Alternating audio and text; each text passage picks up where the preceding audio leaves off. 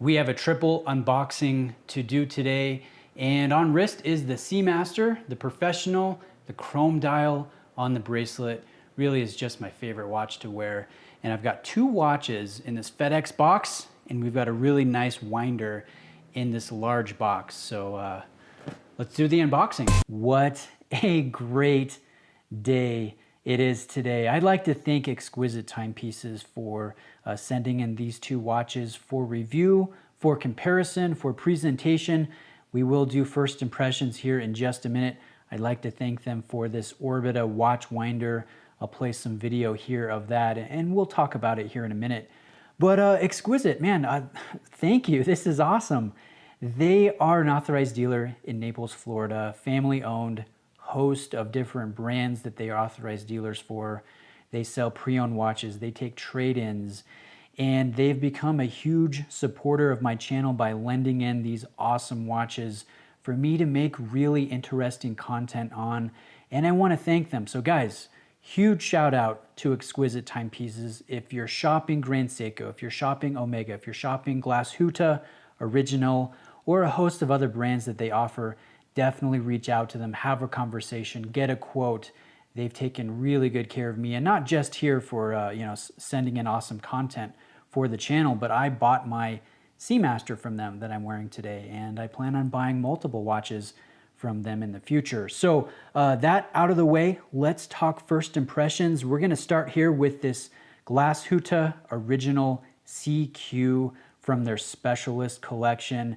This one is, I don't know, this one was kind of overshadowed by the panorama date version, the larger brother, the larger diameter version with the open case back.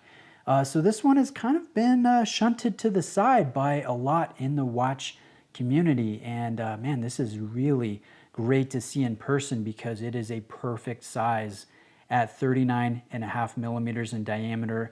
And I will place it next to my 40 millimeter diameter Rolex Submariner, the Hulk, so you guys can see just how differently these wear and appear. And take a look at the detail work. This is exquisite craftsmanship, German engineering and precision. I mean, this finishing looks so good. If you look at the sidewall of this thin case here, you'll notice just a very deep vertical grain. You almost feel like you would feel bumps as you run your finger across it, but it's not the case. It's very smooth to the touch. And you see the nice detail in the signed crown here, the beautiful distortion of the double-domed sapphire crystal, and how you see the retro design dial there below the crystal that carries a very faint sunburst or a starburst effect to the dial. It looks beautiful, and it's not an inky black. It kind of is a lighter black. You almost catch a little bit of bronze or brown in it. And I think that is accentuated by the ivory tone Superluminova printed markers and hands here. So this one is absolutely beautiful. We have a full indexed bezel here, a ceramic bezel. This is a sample of the action. It has a nice snappy, rather quiet action, really nice grip here, and absolutely zero play. I mean, not even a hint of play. So that is very, very nice to see. And this bracelet, you can see fully articulating links here for a very nice drape on wrist. And if you look at the side walls, you'll notice no screws, no holes for piecing the links together. How do they do that? Well, it's actually all done on the back side. Can you see all these little little screw heads there? That's how you size it, and it's interesting that every single link is removable all the way to the end link. So that's really nice attention to detail. Here is the engraved case back. I really like the depth of the stamping here and the different finishes from brushed to polished to matte. This is DIN 8306 compliant, made in Germany, and the serial number of this exact watch is 373. So really, I mean, there haven't been a ton of these produced, and I don't know, there's something about having a handcrafted luxury good with an exquisite amount of detail and quality that's not mass produced on the same level that my Rolex Hulk is, or even my beloved Seamaster that I'm wearing today. This thing is really special, and I think the size, the thinness is really going to appeal to quite a few people here. So I'm really looking forward to doing the in-depth full review on this because it is an absolute beauty, and I think it is pretty underrated, and I would love to give this some more attention and praise in our watch community because I think it is deserved. So real quick, I actually forgot. Glashütte, they were the first brand to my knowledge to do a sliding micro adjustment system. And what you do is you press the logo, it's a hidden system, and you can expand or contract the bracelet. You guys can see those different micro adjustment holes right there. So really cool to see. I'm really excited about that one personally.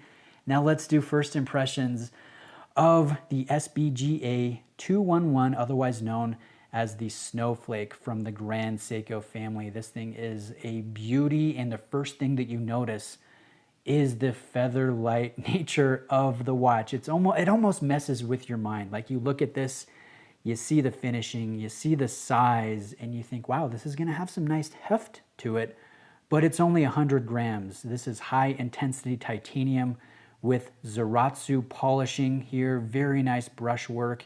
Overall, it is dazzling in natural light, very, very sharp and deceptively light when you look at this. I mean, it really feels feather light.